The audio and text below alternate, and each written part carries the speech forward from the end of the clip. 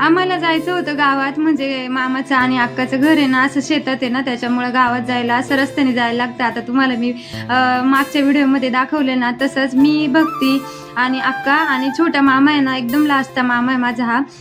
तो आम्ही 4घी जण गावात चाललो होतो. आता गावात जाताना जरी रस्त्याला चिकचिक असली ना, तरी पाण्याची झरे पण 2-3 आहेत ना, मस्त पाय धुवत आहे ना, धुवत पुढे निघायचं, एकदम भारी वाटतं.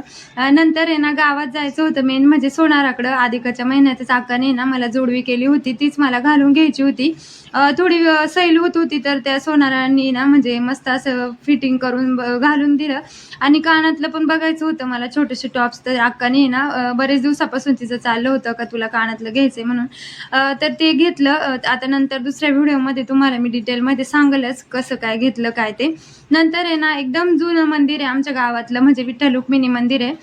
तिथं दर्शन घ्यायचं होतं. मामा म्हटला चल आता गावात आलोयस तर आपण मंदिरात जाऊन येऊया. मस्त आहे ना, असं एवढं जुनं मंदिर आहे ना, की आम्ही जेव्हा लहान होतो ना तेव्हापासून ह्या मंदिरात सकाळचं आम्ही म्हणजे नाही का संध्याकाळचं हरिपाठाला वगैरे किंवा सप्ताह वगैरे असला ना, की गावात यायचो, मस्त मंदिरात मजा वगैरे करायचो.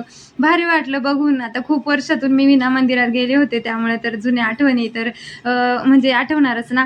नंतर गावात आहे ना एकदम म्हणजे स्पेशल वडापाव आहे. म्हणजे आम्ही जुनं म्हणायचो भीमाचा वडा आणि चमचानी फोडा असं म्हणायचो आम्ही पहिलं. तर तेच मामा म्हटलं चला तुम्हाला आहे ना सगळ्यांना वडापाव चारतो मी.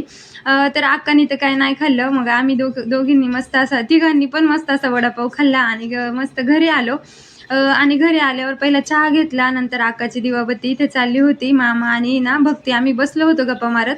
नंतर भक्तीचं आहे ना दुसऱ्या म्हणजे मुंबईला आल्यावरती हिंदीचं स्पीच होतं, त्याची ती तयारी करत होती. तर चला भेटूया पुढच्या व्हिडिओमध्ये. धन्यवाद.